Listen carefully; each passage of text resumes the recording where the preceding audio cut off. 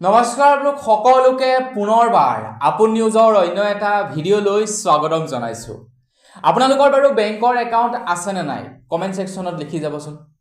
আপোনালোকৰ যি বেংকৰ একাউণ্ট নহওক কিয়, ষ্টেট বেংকৰে হওক বা পাঞ্জাব নেশ্যনেল বেংকৰে হওক, HDFCৰে হওক বা এক্সিছ বেংকৰে হওক, যি বেংকৰে আপোনালোকৰ একাউণ্ট নহওক কিয়, আপোনালোকৰ বাবে ৰিজাৰ্ভ বেংকৰ ফালৰ পৰা প্ৰায় 4টাকৈ নতুন নিয়ম সলনি কৰিছে। আৰু এই 4টা নিয়ম 1 এপ্ৰিল তাৰিখৰ পৰা আপোনালোক সকলোৰে বাবে লাগু কৰা হ'ব। আপোনালোক সকলোৰে বাবে 1 তাৰিখৰ পৰা প্ৰযোজ্য হ'ব। সেইবাবে আপোনালোকে 31 তাৰিখৰ পূৰ্বে এই কামবিলাক কৰি কমপ্লিট কৰিব লাগিব। তো বন্ধু বান্ধৱীসকল, বিৰাটেই গুৰুত্বপূৰ্ণ নিয়ম 1 এপ্ৰিলৰ পৰা সলনি হ'ব লগা এইকেইটা। তো শেষলৈকে চাই থাকিব 4টা নিয়মনো কি। বেছি আপোনালোকক দেৰি নলগাওঁ, বেছি সময় নলওঁ আপোনালোকৰ, ততাতৈয়াকৈ আপোনালোকক 4টা খবৰৰ বিষয়ে জনাম, 4টা নিয়মৰ বিষয়ে জনাম। শেষলৈকে চাই থাকিব। তো মই শ্ৰীপাঞ্জিত গগৈ, আপোনালোকে চাই আছে আপোন নিউজ। আহক আৰম্ভ কৰোঁ আজিৰ ভিডিঅ'। 1 এপ্ৰিল তাৰিখৰ পৰা যিহেতু এটা নতুন বিত্তীয় বৰ্ষ আৰম্ভ হ'ব, নতুন এটা বছৰ আৰম্ভ হ'ব, নতুন এটা বছৰ আৰম্ভ হোৱাৰ লগে লগে বহুতো নিয়ম চেঞ্জেছ কৰে, বহুতো নিয়ম চেঞ্জ হয়, নতুনকৈ ভাল খবৰ আহে। এটা বেংকৰ ফালৰ পৰা ওলাইছে আপোনালোকৰ বাবে 4টাকৈ নতুন নিয়ম, যিকেইটা 1 তাৰিখৰ পৰাই সলনি হ'ব। 1 তাৰিখৰ পৰাই আপোনালোক সকলোৰে বাবে প্ৰযোজ্য হ'ব। তো সেইবাবে আপোনালোকে 4টা নিয়ম পালন কৰিব, নহ'লে কিন্তু আপোনালোকৰে লোকচান, মোৰ লোকচান নহয়। আগবাঢ়িছোঁ প্ৰথমটো সলনি হ'ব লগা নিয়মৰ ফালে। প্ৰথমটো নিয়ম হৈছে যে SBI, পাঞ্জাব নেশ্যনেল বেংক আৰু কানাড়া বেংক, এই বেংকসমূহৰ ন্যূনতম যি নেকি বেলেঞ্চ ৰখাৰ ছিষ্টেম, এই ন্যূনতম বেলেঞ্চ ৰখাৰ ছিষ্টেমটো আপোনালোকে মেইনটেইন কৰিব লাগিব। যেনে যিবিলাক প্ৰাইভেট বেংক আছে, প্ৰাইভেট বেংকবিলাকত কিছুমান 10,000 ৰাখিব লাগে, কিছুমানত 5,000। ঠিক তেনেকৈ পাঞ্জাব নেশ্যনেল বা যিবিলাক চৰকাৰী বেংক আছে, সেইবিলাকত 500, 1,000 টকা ন্যূনতম বেলেঞ্চ ৰাখিব লাগে আপোনালোকে। তো আপোনালোকৰ বেংকৰ ন্যূনতম বেলেঞ্চ যিমানেই নহওক কিয়, আপোনালোকে জমা কৰি ৰাখিব লাগিব 31 তাৰিখৰ দিনাখনেই, কিয়নো 1 তাৰিখৰ পৰা এটা নতুনকৈ নিয়ম আহি পৰিব। আৰু আপোনালোকে যদি ন্যূনতম বেলেঞ্চ নাৰাখে তেন্তে আপোনালোকৰ ফাইন কাটিব।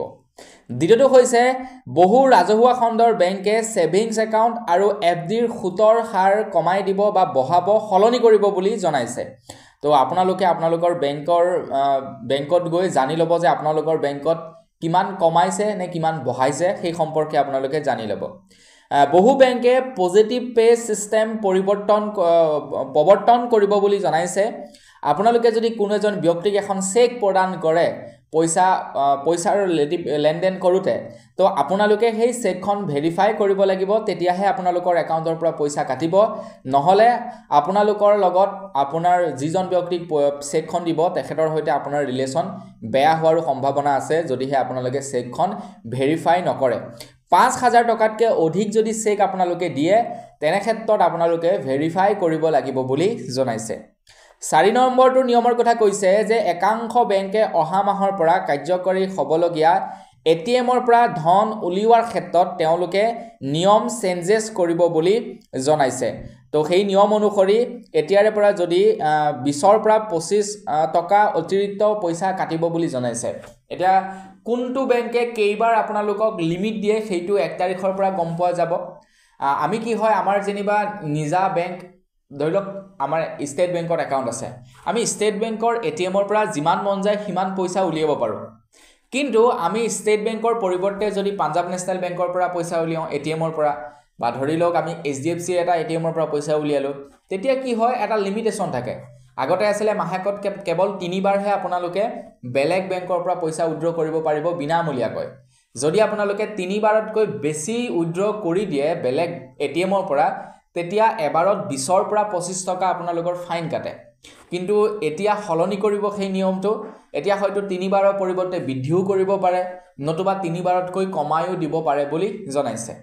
তাৰ লগতে জনাইছে আকৌ আপোনালোকে যদিহে কোনো এজন ব্যক্তিক 5,000 টকাতকৈ অধিক চেক প্ৰদান কৰে, যেতিয়া আপোনালোকৰ বেছি এমাউণ্ট কাৰোবাক দিব লগা থাকে, তেতিয়া অনলাইনত দিব নোৱাৰে। যেনে 1 লাখ টকাতকৈ বেছি আপোনালোকে কাৰোবাক পইচা দিব লগা থাকিলে আপোনালোকে চেকেই দিব লাগে।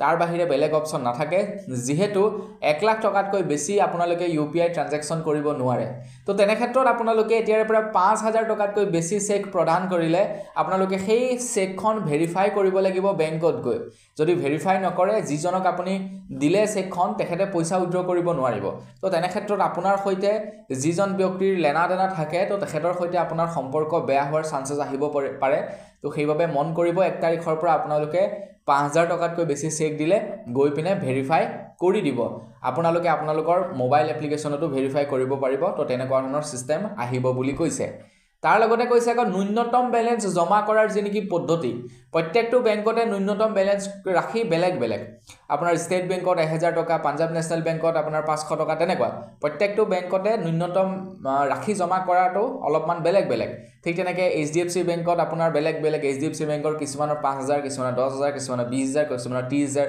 কিছুমানৰ 1 লাখ কিছুমানৰ 2 লাখ এনেকুৱা ন্যূনতম বেলেন্সটো বা এক্সিছ বেংক যিমানবিলাক প্ৰাইভেট বেংক আছে তো সেইবিলাকত পইচা জমা কৰাৰ ন্যূনতম ৰাখিৰ সিস্টেমটো অকণমান বেলেগ বেলেগ থাকে তো আপোনালোকে সেইভাবে ন্যূনতম বেলেন্সটো জমা কৰি ৰাখিব কিমান হয় আসিলে আপোনালোকে একবাৰ দৰকাৰ হলে জানি লব আগতীয়াকৈ নহলে আকৌ ফাইন কাটিব এফালে আপোনালোকে যদি ষ্টেট বেংকত বা ধৰি লওক আপোনালোকে পাঞ্জাব নেশ্যনেল বেংকত যেনিবা 1000 টকীয়া বেলেন্স একাউণ্ট খুলিছিলে সেভিংস একাউণ্ট আপোনালোকে তাত যদি 1000 টকা নাৰাখে তেনেহলে 500 মান টকা ফাইন কাটি দিব ঠিক তেনেকৈ HDFC বেংক বা এক্সিছ বেংক এইবিলাকতো ন্যূনতম বেলেন্স নাৰাখিলে তাতকৈ বেছি কাটি দিব আপোনালোকৰ ফাইন বিলাক তো সেইভাবে আপোনালোকে জানি লব আৰু পইচাটো ডিপোজিট কৰি থব আৰু অন্য হাতে আহি গ'ল আপোনাৰ সুতৰ হাৰ কমাব বুলি কৈছে কমাব বহব মানে চেঞ্জেছ কৰিব তো আমি যে প্ৰত্যেক বছৰে পইচা জমা কৰি ৰাখোঁ আমাৰ বেংকৰ একাউণ্টত তো বেংকসমূহে আমাক ইন্টাৰেষ্ট প্ৰদান কৰে আকৌ আমি ধৰি লওক আজি পইচাটো জমা কৰিলো কালিলৈ উইথড্ৰ কৰিলো বা আজি জমা কৰি আজিয়ে উইথড্ৰ কৰিলো তেনে ক্ষেত্ৰত আমি পইচা নাপাওঁ কিন্তু আমি যদি এটা ধনৰাশিকে কিছুদিন ধৰি আমি জমা কৰি থৈ দিওঁ বেংকত তেতিয়া বেংকে আমাক সুদ প্ৰদান কৰে তো সেই সুতৰ হাৰটো অকণমান চেঞ্জ হ'ব পাৰে তো প্ৰত্যেক বেংক অনুপাতে বেলেগ বেলেগ কিছুমানে 6% কিছুমানে 7% কিছুমানে 4% কিছুমানে 3% এনেকৈ মানে বেলেগ বেলেগ বেংকে বেলেগ বেলেগ ৰেট অফ ইন্টাৰেষ্ট দিয়ে তো আপোনালোকৰ বেংকত কিমান সেইটো আপোনালোকে নিজে গম পাব আৰু সেই ৰেট অফ ইন্টাৰেষ্টটো সলনি কৰিব 1 তাৰিখৰ পৰা সৰ্বমুঠ এই 4টা নিয়ম চেঞ্জ কৰিব অৱশ্যে আৰু নিয়ম সলনি হ'ব ইয়াৰ পূৰ্বে মই এটা যেহেতু ভিডিঅ' বনাইছো তো সেই ভিডিঅ'টোত আপোনালোকক জনাইছো কি নিয়ম সলনি হ'ব পাৰে তো সেইভাবে সেই নিয়ম কেইটা এইটো ভিডিঅ'ত ইনক্লুড নকৰিলো আপোনালোকে চাই ল'ব কি নিয়ম চেঞ্জ হ'ব বাকি নতুনকৈ ওলোৱা 4টা নিয়ম এই 4টা নিয়ম আপোনালোকৰ বাবে সলনি হ'ব 1 এপ্ৰিল তাৰিখৰে পৰা আশা কৰো আপোনালোকে পালন কৰিব আজিৰ ভিডিঅ' জনাবলৈ খবৰ ইমানটোৱে আছিল খবৰ কেইটা জানি কেনে পালে কমেন্ট কৰি জনাব যদি ভাল লাগিলে লাইক এটা কৰিব চেনেলটো সাবস্ক্ৰাইব কৰা নাই সাবস্ক্ৰাইবটো কৰি ল'ব পুনৰ এটা ভিডিঅ' লগ পোৱাৰ খাতিৰ বিদায় মাগিছো ধন্যবাদ জয়